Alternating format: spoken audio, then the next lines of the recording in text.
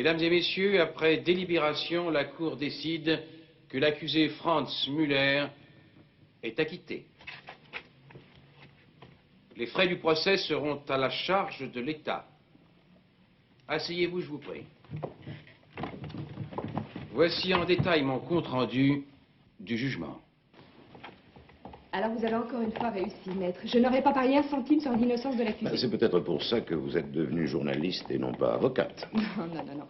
Non, maître, ne jouez pas la fausse modestie. J'ai suivi cette affaire depuis le début. Et j'ai trouvé que votre façon de questionner les témoins de l'accusation était géniale. Je vais écrire un grand article sur votre plaidoirie. Le titre, par exemple, Le magicien. Qu'est-ce que vous en dites? Bien, pour parler franchement, rien du tout. Désolé, mais je ne suis pas magicien.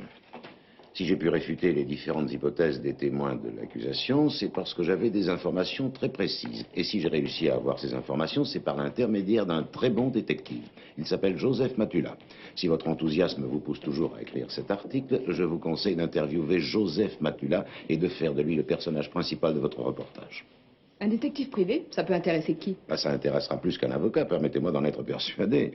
Un détective privé est un homme de terrain, d'action. Sa vie est pleine de dangers et d'aventures. Il passionnera les gens, mais pas un vieux gratte-papier comme moi. Bon, eh bien, si vous le pensez. Et où puis-je le trouver, ce Joseph? Joseph comment, déjà? Matula. Matula.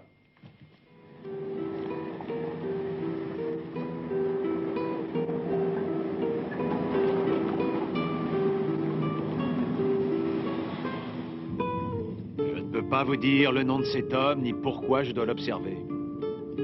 Je vous promets de changer son nom. Ah, c'est pas le problème. Vis-à-vis de mon client, je ne peux absolument rien vous dire. Mais c'est comme un prêtre, un avocat ou un médecin. Qui vous oblige à vous taire? Ma conscience professionnelle.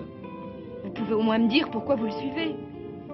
Est-ce que c'est une histoire d'argent, une histoire de jalousie ou d'espionnage? Vous n'êtes pas obligé de rentrer dans les détails. Eh bien, parfois, je ne sais rien du tout. Ou alors parfois, quelqu'un me dit, je veux savoir ce que fera précisément Monsieur X entre ce soir et demain matin. Et moi, j'essaie de le savoir. Si c'est possible.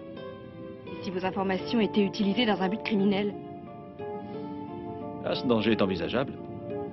Mais comment pourrais-je l'empêcher? Mon client peut en effet me mentir et me donner des raisons qui ne correspondent pas à ses véritables intentions. Vous voulez dire que vous ne vous intéressez pas aux informations que vous donnez pour... Arrêtez-vous!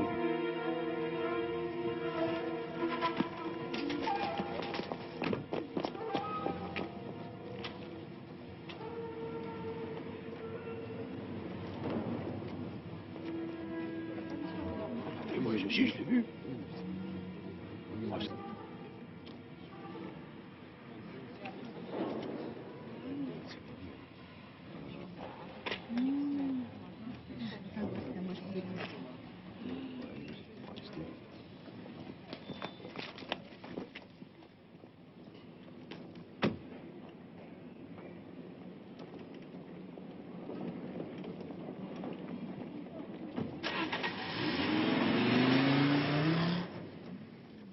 Je vous le répète, je vous déconseille vivement de faire appel. Un nouveau procès ne veut pas dire que la décision du tribunal sera en votre faveur. Au contraire, un nouveau jugement pourrait alourdir votre peine. Et d'après les éléments en ma possession, je peux vous dire que cette éventualité est très probable. Vous ne devez pas oublier que... Mais Sophie, j'ai essayé de remettre. Je dois avouer qu'elle ne pouvait l'être immédiatement. Excusez-moi, je vous rappellerai d'ici une demi-heure. Merci bien, Elga. Regardez ça. Non, je vais d'abord vous expliquer. Ça s'est passé hier soir. J'étais avec votre ami, le détective privé Matula, quand on a vu un homme sauter dans le vide. J'ai pris des photos et j'ai parlé à la police. Je voulais rédiger un article sur cet affreux fait divers. Et ce matin, j'ai trouvé cette lettre dans ma boîte aux lettres. Peter Pollan. C'est le nom du mort. Était une ordure, c'était une ordure de toxicomane et pour satisfaire ses envies, il n'a pas hésité à attaquer un supermarché. Il a frappé sauvagement une caissière sans défense et comme la police ne fait rien contre ces criminels, je m'en suis occupé moi-même. J'ai fait monter Pollan en haut de cet immeuble en construction, je lui ai fait croire que je lui vendrais de l'héroïne et je l'ai poussé. Je sais que vous étiez présente sur les lieux Je veux que vous publiiez cette lettre. Je combattrai ces marginaux jusqu'à la mort. Je ne leur laisserai pas de répit. Signé T.O.D. C'était dans votre boîte à lettres? Oui, dans une enveloppe non timbrée. Il a dû la mettre dans la boîte cette nuit. Bon. Et pourquoi vous venez me voir? J'ai évidemment tout de suite prévenu la police. Et en même temps, j'ai fait cet article pour mon journal. C'est vraiment une histoire incroyable. Vous imaginez, il est complètement détraqué. Et la police voudrait m'interdire de faire paraître mon article et de publier l'avertissement de ce dingue. Parce qu'il pense que ce criminel, après, se sentirait obligé de respecter les termes exacts de sa lettre.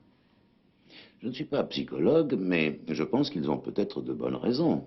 Mais enfin, je suis journaliste et j'ai des devoirs vis-à-vis du public. Le premier, c'est celui d'informer. Et je ne vais pas me laisser clouer le bec, surtout par la police. Mais j'imagine que personne ne vous l'a vraiment ni interdit ni conseillé. Mais si, on me l'a interdit. On m'a même averti des suites graves que pourrait entraîner cette publication. Mais quelle suite grave? Ils étaient vagues. Ils ne peuvent rien contre moi. Avez-vous déjà parlé avec le conseiller juridique de votre journal ou avec votre rédacteur en chef? Non, je préférais d'abord vous en parler. Je suis nouvelle à ce journal et je dois faire mes preuves. Je ne peux pas faire d'erreur. Aidez-moi, s'il vous plaît.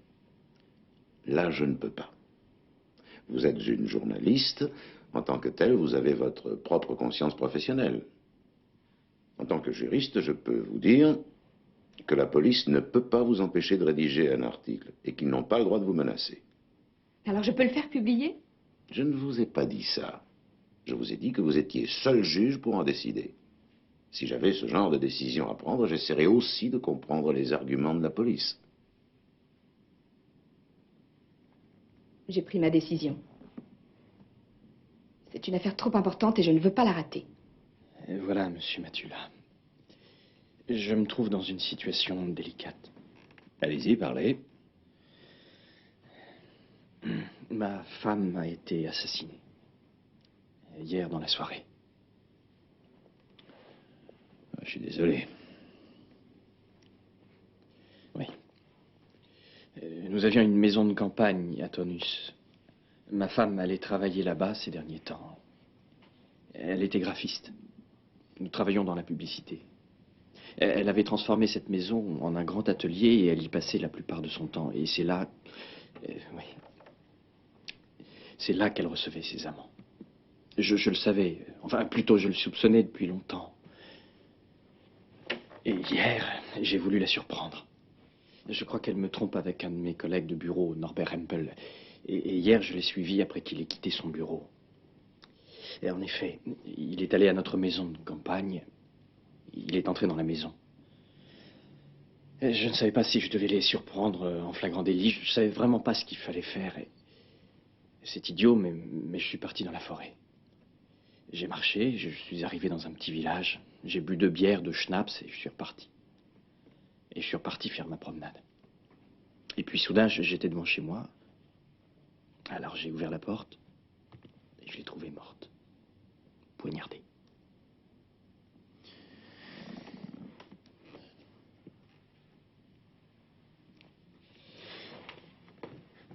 Ouais. Je suis retourné à ma voiture comme un fou. J'ai paniqué, je ne savais plus où j'étais. Et j'ai prévenu la police que beaucoup plus tard, je ne leur ai pas dit qui j'étais. J'ai juste parlé du cadavre. Ils m'ont interrogé dans la nuit. Je ne leur ai pas dit que j'avais déjà été dans la maison et que je m'étais promené dans la forêt. Je leur ai fait croire que j'étais resté chez moi pour finir un travail. Vous n'avez pas dit à la police que Norbert Hempel avait été chez vous? La police le savait déjà. Comment l'ont-ils su? En tout cas, ils l'avaient interrogé. Il a dit qu'il n'avait passé qu'1 heure avec ma femme et qu'ensuite il était reparti à Francfort et qu'il avait joué aux échecs avec un ami à lui. Cet ami, c'est Karl-Heinz Weber. Oui, je le connais aussi. Il a confirmé ses dires. Si c'est vrai, alors ce n'est pas lui qui a pu tuer votre femme. Oui, exact. Elle est décédée vers 19h et il affirme être parti aux alentours de 17h40. Et maintenant, vous avez peur d'être accusé par la police? Ben oui, bien sûr. Je suis resté jusqu'à 18h dans le petit bistrot du village. La police va certainement le découvrir. Oui, et à l'heure du crime, je me promenais dans les bois. Je n'ai aucun alibi à leur fournir. En plus, je suis rentré chez moi et j'ai vu le corps de ma femme. Et je n'ai prévenu la police que beaucoup plus tard. Et pendant tout leur interrogatoire, j'ai menti. Si vous ne voulez pas m'aider, je suis foutu. Vous aviez un mobile, la jalousie, et en plus vous aviez bu. Ouais. Qu'est-ce que je peux faire? Vous pouvez toujours faire des aveux. Je vous jure que je n'ai pas assassiné ma femme. Et j'avais accepté depuis longtemps le fait qu'elle en aime un autre. Nous deux, c'était fini depuis longtemps. Alors pourquoi vous avez suivi son amant? Parce que je voulais savoir si elle était capable de faire l'amour avec un imbécile comme ce Rempel. Vous voyez, ça s'appelle de la jalousie. Mais je n'ai pas tué. Qu'est-ce que je peux faire? Je peux vérifier l'alibi de Rempel ou je peux essayer de trouver le vrai coupable. Et il n'y a pas un autre coupable. Si vous m'avez vraiment dit la vérité et que l'alibi de Rempel tient la route, alors ça voudrait dire qu'elle s'est poignardée elle-même. C'est idiot. J'aurais besoin de quelques informations. L'endroit exact où est la maison, l'adresse de l'homme chez qui l'amant de votre femme a joué aux échecs, et aussi le nom du policier qui est chargé de cette enquête. Et malheureusement, je dois aussi vous parler de mes honoraires. Vous aurez ce que vous voulez, mais aidez-moi.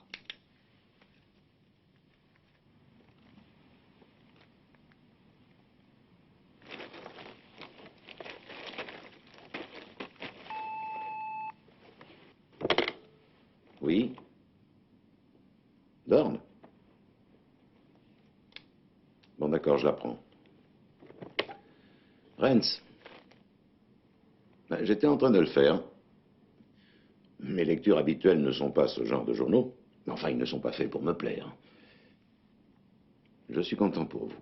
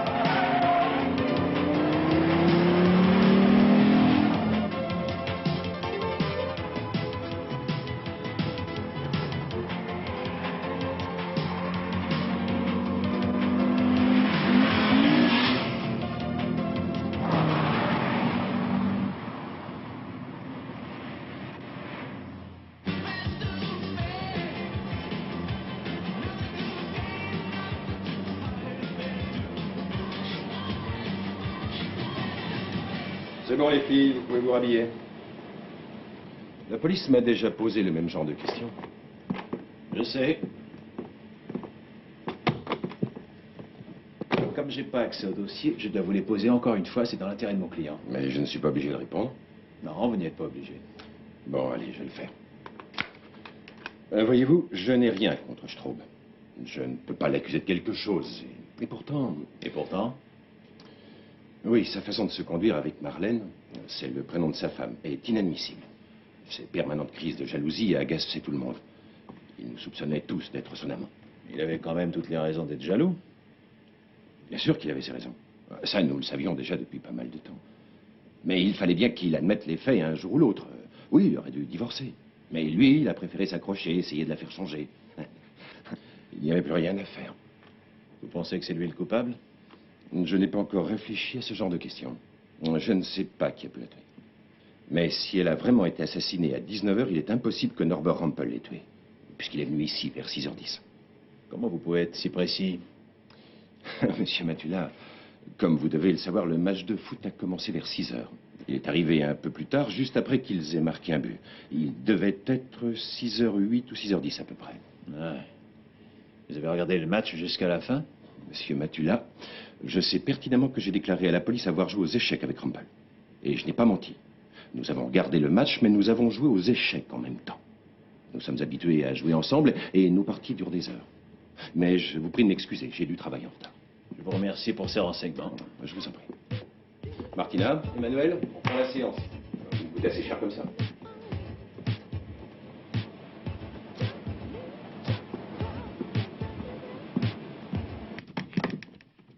Bonjour.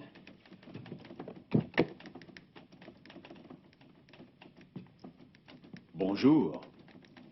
Que voulez-vous? Je voudrais parler au commissaire Becker, s'il vous plaît. Et à propos de quelle affaire? Le meurtre de Marlène Straub. Attendez un instant. Ce sera long? Ça peut durer un petit moment. Monsieur le commissaire est en réunion. Il est en compagnie du préfet de police. Ah, et il parle de quoi? Des plans pour la sécurité de la ville, pas de prévision pour le week-end. Vous êtes journaliste? Eh oui. La conférence de presse est prévue pour 19 h, pièce 573. Ah, monsieur Matula, toujours dans le feu de l'action? Oui, toujours. Vous avez le temps pour un café? Non, je suis désolée, je dois aller au journal. 10 minutes. Peut-être que nous pourrions nous échanger des informations intéressantes. Au revoir. Seulement 10 minutes. Ah ouais?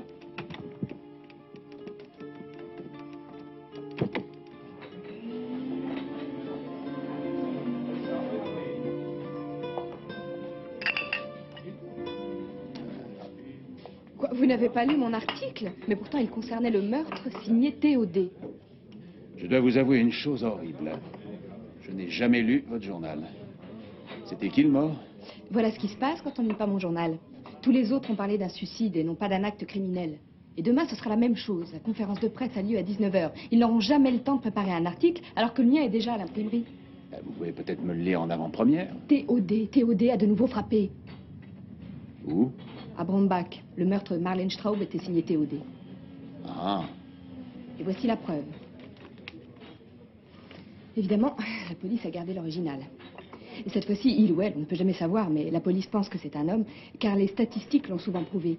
Cette fois-ci, il n'a pas jeté la lettre dans ma boîte, il l'a glissée par la fenêtre entrouverte de ma voiture. Elle était sur mon siège. je tenais à vous remercier pour la publication de ma lettre dans votre journal. Vous aurez bientôt de mes nouvelles. Grâce à moi, l'ordre et la fidélité régneront sur cette ville. Marlène Straub se conduisait comme une vraie putain. Elle faisait l'amour avec tous les hommes qu'elle rencontrait. Ça ne me concernait pas vraiment, mais je sais que c'était une femme mariée. J'ai seulement fait ce qu'un mari devait faire. Ceci est un avertissement pour toutes les putains. Dites-leur que la mort, c'est Théodé. Un homme pareil devrait être enfermé. Tout à fait d'accord avec toi. Tu es sur l'affaire de Marlène Straub. Qui aurais-tu soupçonné si tu n'avais pas lu la lettre signée Théodé? Soupçonné? Difficile à dire. Mon client, qui était aussi son mari, est dans de sales draps. La possibilité qu'il ait lu dans la presse la première lettre de Théodé, qu'il ait ensuite décidé d'assassiner sa femme et qu'il soit l'auteur de la seconde Tu lettre... peux l'oublier. Les deux lettres ont été écrites sur la même machine. C'est le résultat du labo. Et si Straub avait commis les deux crimes? Pourquoi l'aurait-il fait? Mais je peux lui demander.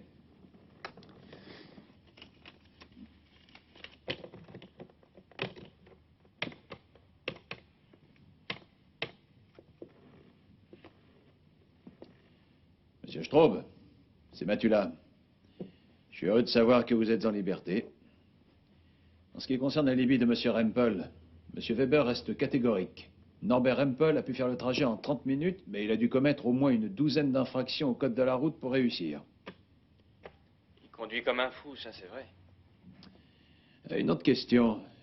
Où est-ce que vous étiez exactement le jeudi vers 17h30? Pourquoi cette question? Parce que la police va certainement vous la poser aussi. Attendez, je réfléchis, un moment. Jeudi 17h30, Ouais. réunion avec des clients de 16h30 jusqu'à au moins 22h. On a fêté la réussite d'un projet. Et vous avez des témoins? Oui, tous les gens qui étaient là, environ 5 personnes. Et pourquoi ces questions? Un fait nouveau peut vous innocenter totalement, si votre alibi est incontestable. Il n'y a aucun doute là-dessus. Mais je ne vois pas le rapport avec Marlène. Je ne peux pas encore vous le dire, mais ne vous inquiétez pas. Merci, monsieur Matula. Je vous remercie. Vous savez, j'y suis pour rien. On se voit bientôt. À plus tard. Et un suspect de moins. Mais à la place, c'est un client de plus.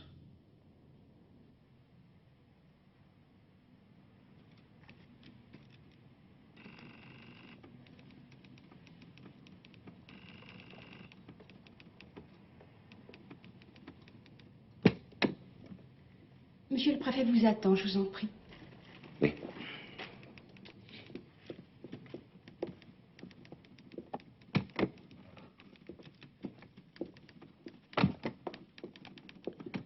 Merci. Bonjour, maître Rentz. Je vous remercie d'être venu me voir. Bonjour, monsieur le préfet. Je vous présente le commissaire Becker. Bonjour. Bonjour. Je vous en prie, asseyez-vous. Je vous en prie. Merci. Vous connaissez Madame Dorn? La journaliste? Oui.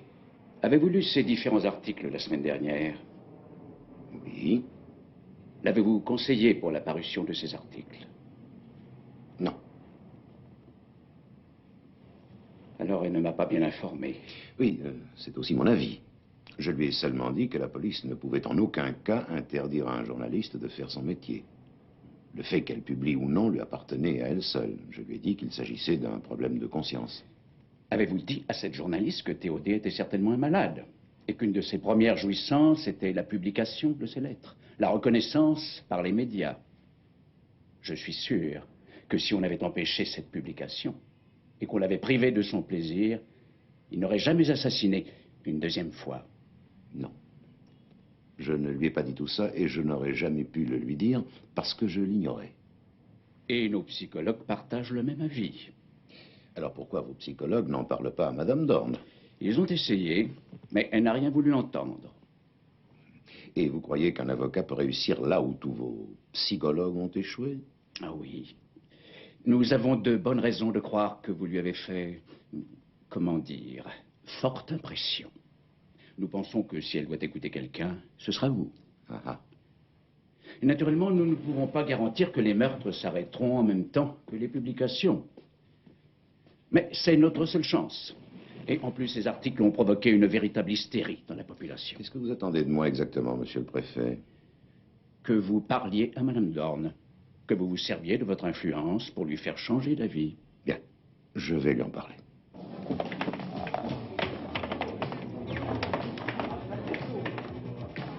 C'était pas un exemple de vertu? Ça, tout le monde le sait. Elle venait souvent manger ici. T'aurais dû voir ses yeux.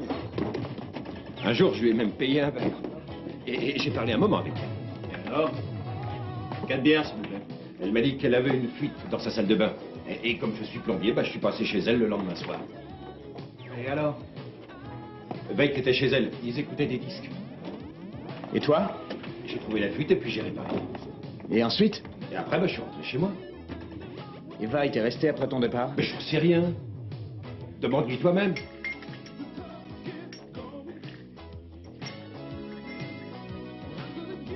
Ça me fait penser que je les avais déjà vus se balader ensemble.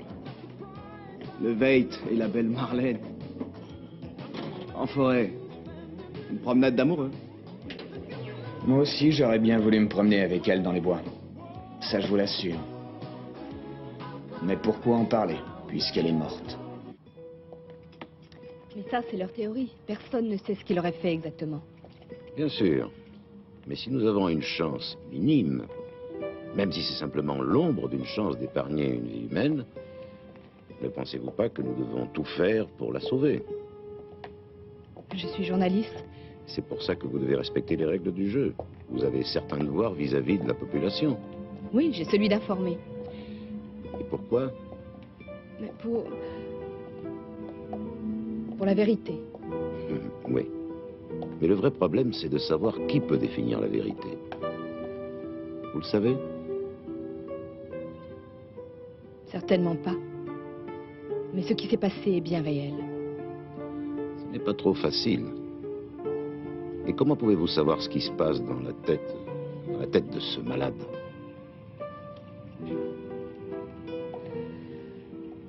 Vous devez me comprendre. Je travaillais pour un petit journal provincial. J'ai fait des erreurs et ils m'ont mise à la porte. Je suis restée au chômage presque 2 ans. Je disais à mes amis que je travaillais à mon compte. Mais en réalité, je n'avais reçu aucune proposition. J'ai essayé de préparer des articles, de proposer des sujets de reportage. Mais pour toute réponse, j'ai reçu des lettres me disant que mes propositions n'étaient pas retenues. Et maintenant, j'ai la chance de travailler à la rédaction de ce quotidien. Et vous voudriez que je laisse tout tomber? Je ne vous ai pas demandé d'abandonner cette affaire. Vous ne croyez pas que si Théodée reprend contact avec vous et que vous aidiez la police à l'arrêter, ce sera le plus beau scoop de votre carrière? Vous pourrez même en faire un roman.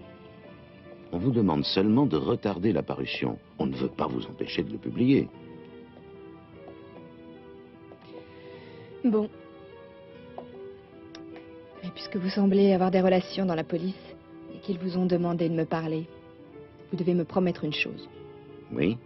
Quand nous l'arrêterons, je veux être présente en exclusivité. Je ne veux pas d'autres journalistes. Vous pouvez me le promettre? Je ne peux pas vous le promettre. Mais je peux en parler au préfet de police. Personne d'autre ne peut prendre cette décision. Et je pense que si c'est possible, il fera tout pour vous satisfaire. D'accord.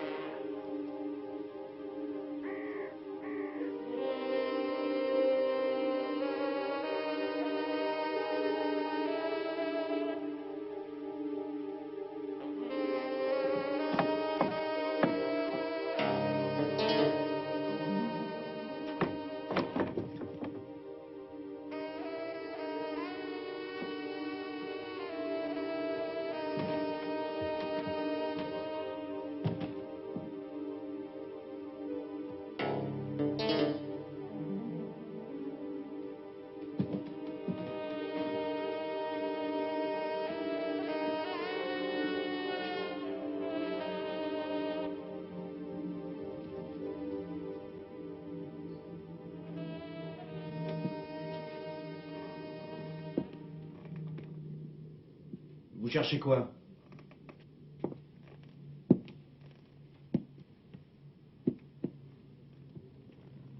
Je savais que la police finirait par venir ici.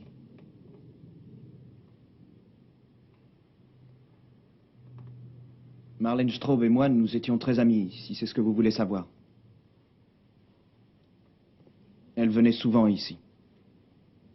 Et j'ai été quelquefois chez elle.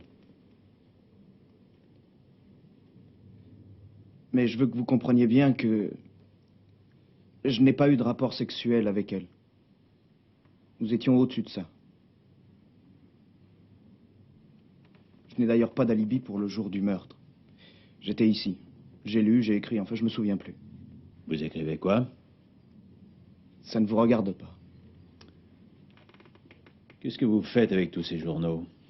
Je lis. Et il m'arrive d'écrire aux journaux quand ça ne va pas. Et vous pensez qu'il y a beaucoup de choses qui ne vont pas? Exact.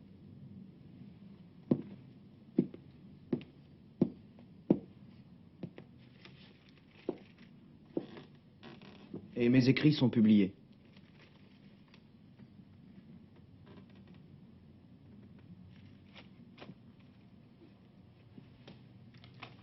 Qu'est-ce que vous avez fait jeudi dernier? En fin d'après-midi ou en début de soirée, comme vous voulez. Je ne me rappelle plus. Réfléchissez bien. J'étais à Francfort. Qu'est-ce que vous avez fait là-bas? Ça ne vous regarde pas. On vous a jamais dit que vous étiez un peu trop agressif? Si. Et alors?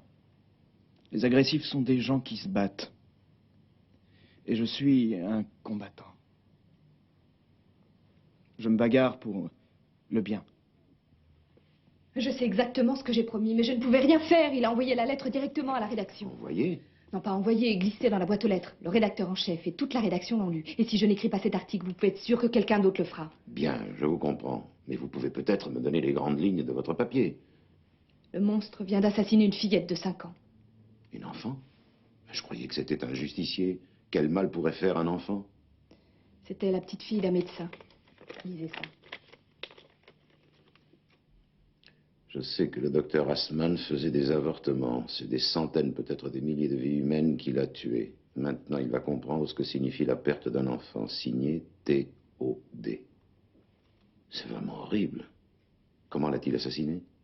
Il l'a noyé dans la piscine de ses parents. Le père était à son cabinet, la mère partie faire les courses et la petite jouait dans le jardin. Mais quand la mère est revenue, elle a trouvé son enfant dans la piscine. Elle a d'abord pensé à un accident et puis elle a trouvé cette lettre. Et personne n'a vu ou entendu quelque chose? La police est encore là-bas, ils interrogent les voisins. Mais le jardin et la piscine sont derrière une haie. Et c'est arrivé quand? Entre 3 et 5 heures cet après-midi. Il a dû déposer cette lettre vers 7 heures dans la boîte. C'est incroyable.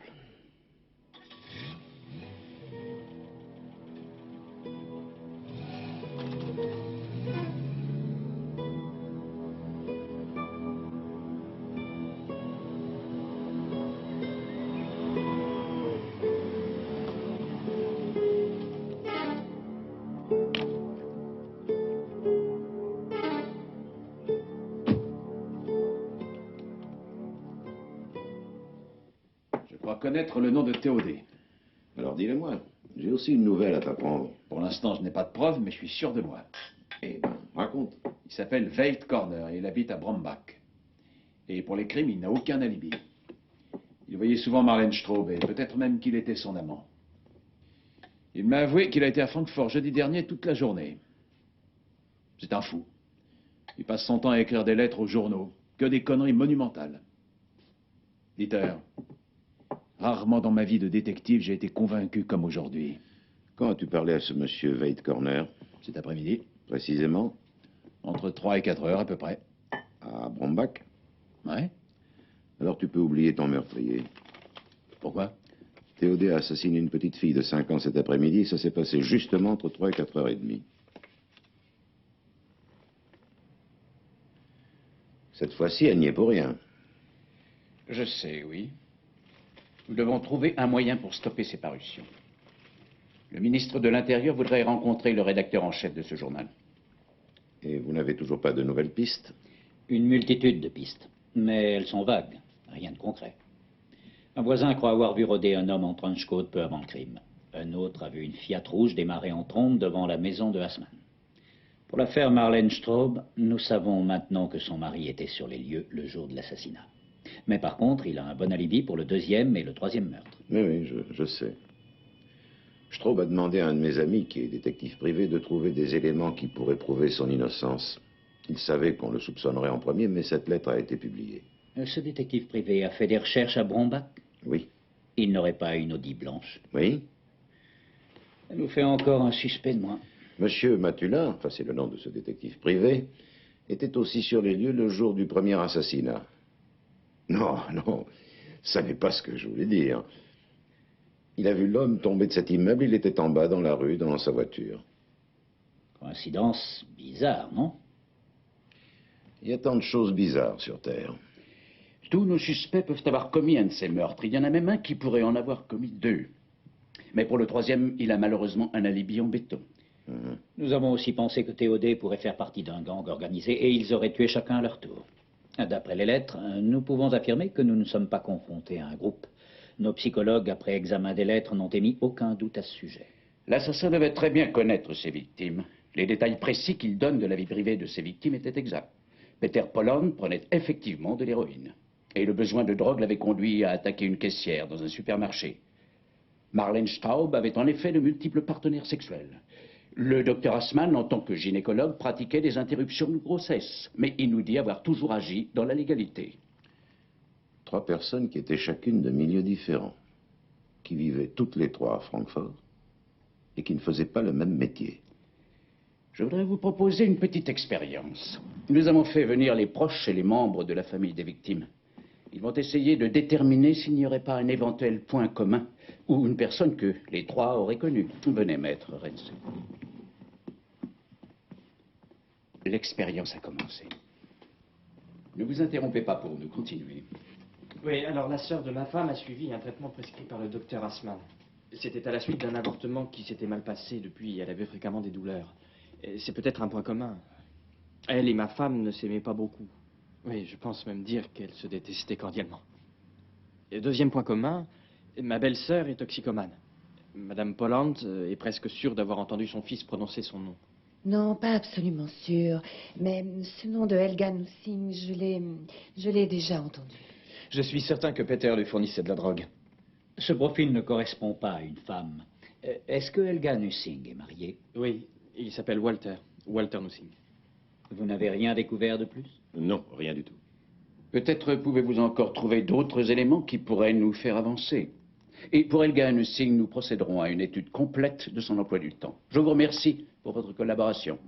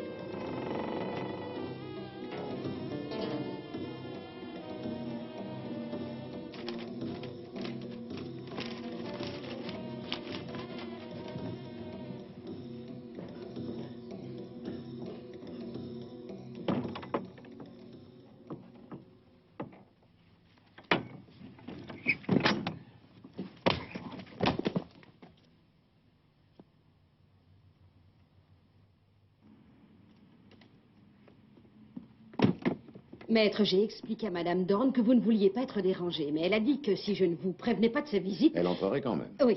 Ben, je crois que j'ai peut-être du travail pour Matula. Vous pensez à quoi? Je pourrais l'engager comme videur à mon bureau. J'ai une nouvelle extraordinaire à vous apprendre. Eh bien, puisque Madame Dorn est là maintenant et que nous aurions beaucoup de mal à la faire sortir, laissez-nous seuls, s'il vous plaît. Monsieur et Madame Nussing ont disparu depuis une semaine. Qui vous a dit que nous nous intéressions au Nussing? J'ai interviewé pour mon journal le docteur Assmann et c'est lui qui me l'a appris. Et il vous a appris que ce couple avait disparu? Non, non, ça c'est moi qui l'ai découvert. Ah. Nussing avait téléphoné à son entreprise 2 jours avant le premier assassinat. Il leur avait dit je ne viendrai pas au bureau de l'usine pendant quelques jours. J'ai des problèmes et je ne peux pas vous les expliquer par téléphone. De toute façon, il me restait plusieurs jours de vacances à prendre. Et depuis, plus personne n'a eu de nouvelles. Plus personne ne les a vus. Bien, admettons-le. Et maintenant, dites-moi, pourquoi vous êtes venu spécialement me raconter ça? Mais je pensais que cette affaire vous intéressait.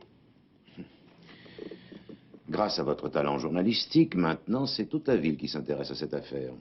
Alors, pourquoi êtes-vous venu me voir? Puisque, de toute façon, j'aurais pu le lire demain matin dans les journaux. D'accord, vous êtes plus intelligent que moi et je n'ai pas honte de l'avouer. Bien, alors, qu'est-ce que vous voulez? Walter Nussing a été condamné. Il a même fait un séjour en prison. C'est un voisin qui m'a dit. J'aimerais beaucoup savoir pourquoi. Et vous pensez que je le sais? Non, mais vous pouvez facilement vous renseigner. Oui. En effet, je le peux, mais je ne vois pas pourquoi je le ferais. Vous ne manqueriez pas de faire un grand article concernant un homme qui a payé sa dette à la société. Sa vie privée ne regarde que lui. Mais s'il a été condamné pour le même motif? Le même motif? Vous voulez dire pour meurtre? Ou pour une agression avec violence? Oui, en effet, ce serait très intéressant. Surtout pour les policiers. Mais si c'est le cas, ils doivent déjà le savoir. Eux, ils ont accès à tous les dossiers. mais pas monsieur tout le monde. Les Nussing sont suspectés, ils ne sont pas accusés. La différence est importante, je trouve. Pourquoi est-ce que vous devenez si agressif? Parce que je n'aime pas votre façon de faire du journalisme. Enfin, je me suis mal exprimé. Je refuse cette forme de journalisme macabre. Je la déteste. Et maintenant, laissez-moi travailler, s'il vous plaît.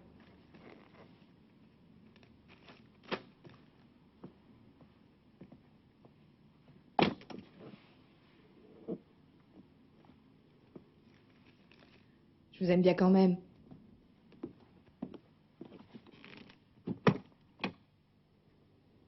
Pourquoi est-ce que t'as écrit ça? Pour rire. J'ai lu les journaux. Je sais ce que Théodée a fait. Tu crois que je suis le meurtrier? Tu crois que j'aurais pu tuer une gamine? T'as perdu ta langue? Je sais que t'as pas pu tuer la petite puisqu'on était ensemble ce jour-là. Alors pourquoi tu viens fouiller chez moi? Pourquoi t'écris sur cette machine? Peut-être... Quoi? Peut-être que Théodée s'est servi de ta machine pour écrire ses lettres. Comment il aurait fait? Je vis seul ici. Ou alors tu penses que je peux me dédoubler? Que je peux être assis avec toi et en même temps tuer quelqu'un à Francfort? Hein? Dis-moi, comment j'aurais fait? T'as très bien pu tuer Marlène Straub et Peter Polland, mais la petite, c'est peut-être quelqu'un qui t'a imité. Mais ce Peter Polland, je le connais pas. Qui me dit que tu mens pas? Ce serait pas la première fois? Non, je mens jamais. Je suis la seule personne au monde qui peut dire je ne mens jamais. Et comment t'as eu les photos? Ça prouve rien du tout. Tu m'as dit que ta relation avec Marlène Straub était purement platonique. Tu m'as dit que tu ne l'avais jamais touchée. C'est la vérité. Pourtant, elle me provoquait, et en plus, il n'y a pas de mal à ça. Mais on n'a jamais fait l'amour. Je suis pas comme les autres. Pourquoi tu l'as tuée alors? Parce qu'elle n'a pas respecté sa parole. Parce qu'elle m'avait juré de ne plus continuer. Continuer quoi? Tu le sais très bien. Mais elle a recommencé de plus belle avec le premier venu. Est-ce que c'était une raison pour la tuer? Non. Ça n'était pas une raison. J'ai commis un péché bien plus grave que ceux qu'elle commettait. Je sais aussi que je dois payer pour ça.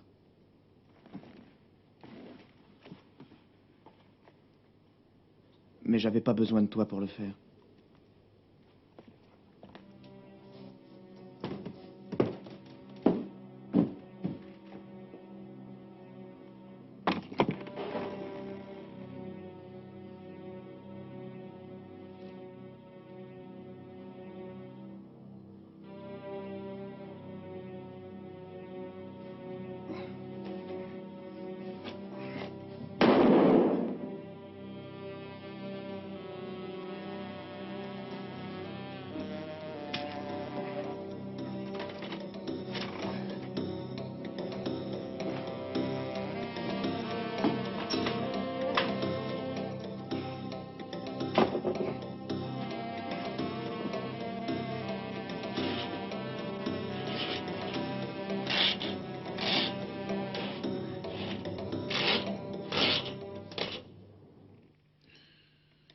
Grâce à moi, l'ordre et la fidélité régnera bientôt sur cette ville.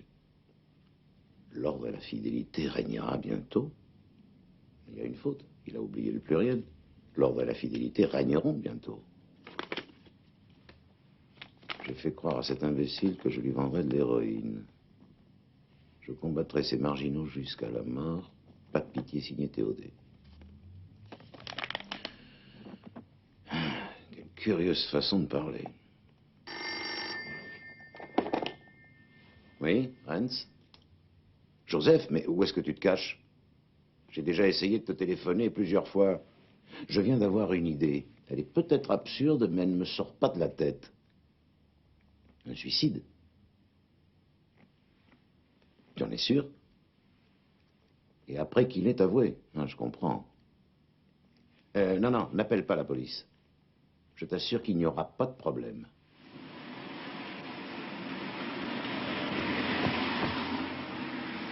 D'accord. J'ai compris. Mais puisque je te le dis... Dans combien de temps? D'accord, à tout à l'heure.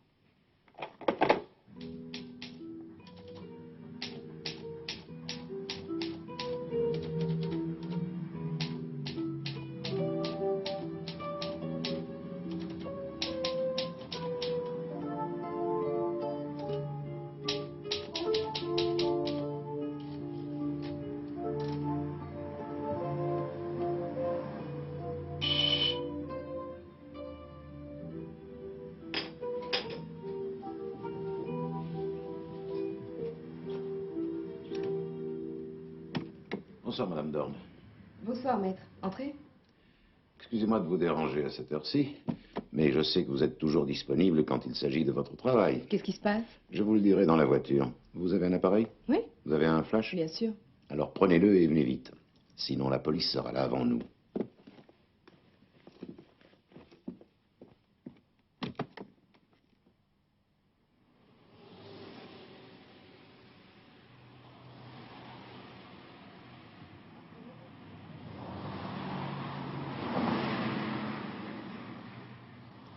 J'ai réfléchi à ce que je vous ai dit l'autre jour. Et je dois admettre que je me suis trompé. Ce sont des choses qui arrivent. Et alors? Vous avez eu raison de publier ces articles. Les juristes l'ont toujours dit. Enfin, je veux dire ceux du journal. Ah non, non, non, je ne parle pas juridiquement. Je veux dire moralement. Et ça, il y a souvent une grosse différence. C'est agréable de vous l'entendre dire. Premièrement, avertir la population était un acte de civisme. Quand on a dit que vos articles sèmeraient la panique, ben, nous nous sommes trompés. Et deuxièmement? Vous avez permis à la population d'aider la police dans sa recherche pour retrouver ce tueur. La façon de s'exprimer de cet assassin est si bizarre et si personnelle dans le choix de certaines phrases que je veux bien croire qu'un de ses amis ou une de ses relations pourrait l'identifier et ensuite prévenir la police de l'endroit où il se trouve. Je pense aussi que son style est particulier. Et troisièmement, j'ai dit que le tueur était encouragé par la publication de ces lettres. Je n'avais émis qu'une simple théorie, et je reconnais que la théorie n'est pas toujours le reflet de la vie. Je vous remercie pour ces remarques. Vous m'avez fait beaucoup de peine cet après-midi. Je suis surmené en ce moment. Et je n'avais pas à vous déranger comme je l'ai fait. Je suis heureuse que vous ne m'en vouliez pas. Et maintenant, vous pouvez me dire ce qui se passe? Ah, non, non, non. Cette fois-ci, il m'est impossible de vous informer. Je veux vous mettre l'eau à la bouche.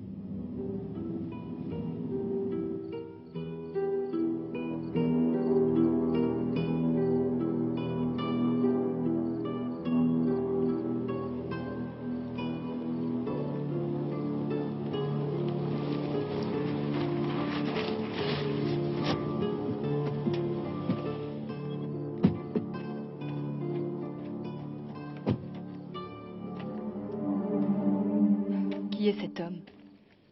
Il s'appelle Veit Corner. Il a été un des amants de Marlène Straub. C'est vous qui l'avez découvert? Ouais. C'est un meurtre ou c'est un suicide?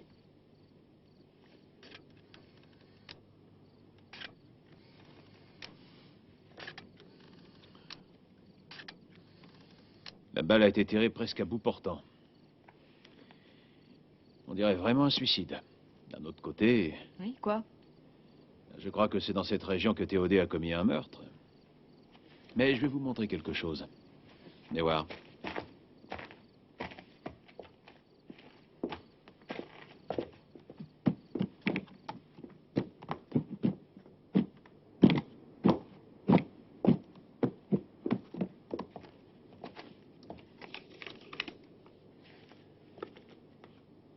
Tenez, voilà Marlène Straub.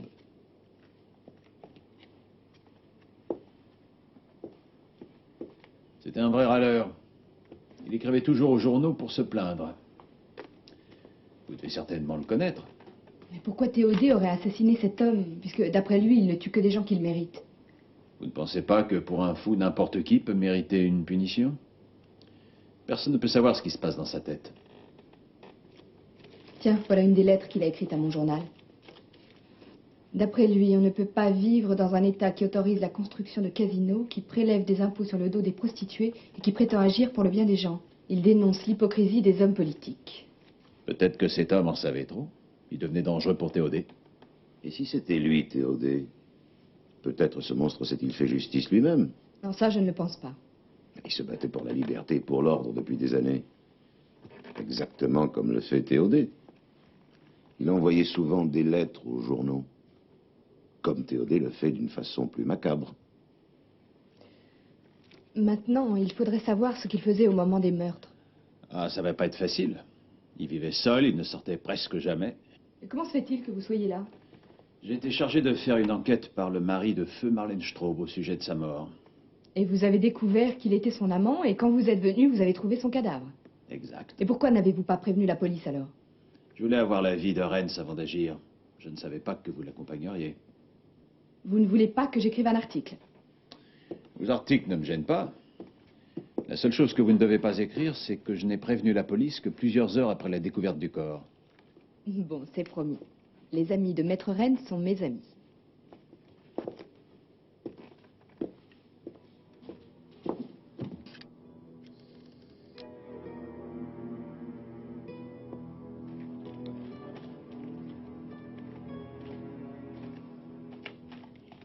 Mais si je publie ces articles et ces photos, je suis sûre qu'on va me demander d'où viennent mes informations. Vous n'avez qu'à simplement dire no comment. Vous ne pensez pas que je devrais rester ici? Peut-être qu'il serait préférable de dire que nous sommes venus ensemble sur les lieux. Si vous voulez. C'est pas un vrai mensonge, vous m'avez déjà accompagné sur une enquête.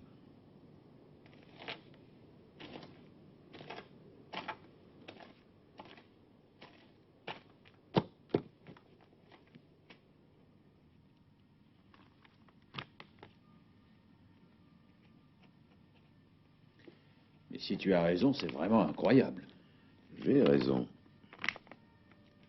On a retrouvé les Nussing dans une petite ville du Tyrol. Après plusieurs disputes, ils avaient préféré partir en voyage pour essayer de se rapprocher l'un de l'autre. Pendant tous ces événements, ils sont restés dans le Tyrol? Eh oui. Vous voyez le gars? Oui, Rennes. Non. Bon, ben, je viens vous voir.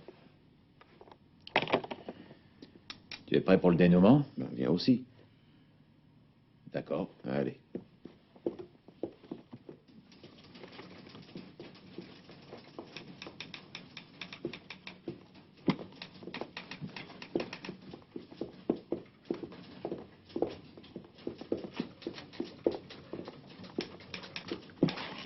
Notre rédacteur en chef, Monsieur Bush.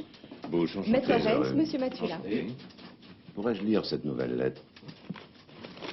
Les hommes qui vont avec les putains sont encore plus condamnables, surtout quand ils se prétendent humanistes et qu'ils vivent en bourgeois comme White Corner, ils méritent la mort. T. Au point des points. Tenez. Toujours la même machine à écrire. D'après ce que nous pouvons en juger, oui. Vous l'avez reçu par la poste? Je l'ai trouvé ce matin dans ma boîte, à mon domicile privé. Vous n'avez pas trouvé un mot pour Madame Dorn avec la lettre? Oui. Et comment savez-vous ça? Parce que Théodée n'existe pas. Il n'existe pas, que voulez-vous dire? Qui a envoyé cette lettre alors? Et toutes les autres depuis le début? Madame Dorn. Vous êtes malade? S'il vous plaît, venez dans mon bureau.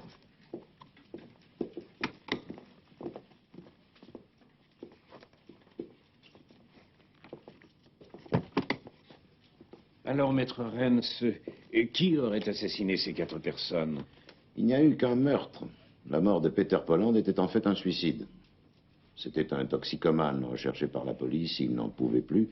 C'est pour ça qu'il a sauté de l'immeuble. Madame Dorn s'est trouvée sur les lieux tout à fait par hasard. Et c'est là qu'elle a eu l'idée. Oui, elle voulait faire un article à tout prix. Je lui ai dit, un suicide, vous savez, quand il ne s'agit pas d'une personne populaire, malheureusement, ça ne mérite qu'un entrefilet. Et puis Marlène Straub a été assassinée. Mais c'est White Corner qui l'a tué, et non Théodée. Il ne pouvait plus assumer son crime et il s'est fait justice. Mais auparavant, il a avoué. Malheureusement, je n'ai pas pu l'empêcher de se tuer. Nous avons tendu un piège à Madame Dorn et elle est tombée dedans puisqu'elle a écrit cette 4e lettre. La 3e lettre, la mort de la petite fille. Je suppose que c'était un accident. Elle a dû jouer dans le jardin et puis tomber dans la piscine. Madame Dorn a certainement appris ce fait divers en écoutant la fréquence radio de la police et elle a inventé le reste. Mais quel était son but? L'envie de réussir. Vous savez qu'elle avait fait plusieurs tentatives pour travailler dans un grand journal. Et toutes s'étaient soldées par un échec. Vous l'avez engagée, mais vous vouliez d'abord qu'elle fasse une période d'essai. C'est pour ça qu'elle a pensé qu'il fallait vous étonner. Et c'est ce qu'elle a fait. Madame Dorn, est-ce la vérité? Maître Rennes a raison? Qu'est-ce qui va m'arriver? Vous avez empêché la police d'identifier un vrai coupable et vous avez transformé en assassinat 2 faits divers. Avec un bon avocat, vous vous en tirez avec une peine légère. Vous allez me défendre? Non. Le procureur va vouloir m'entendre comme témoin. Ce que vous avez fait est horrible, humainement. Et comme journaliste... Vous êtes renvoyé, sortez d'ici.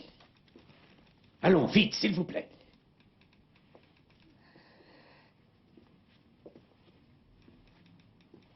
Je ne crois pas que vous devez lui en vouloir.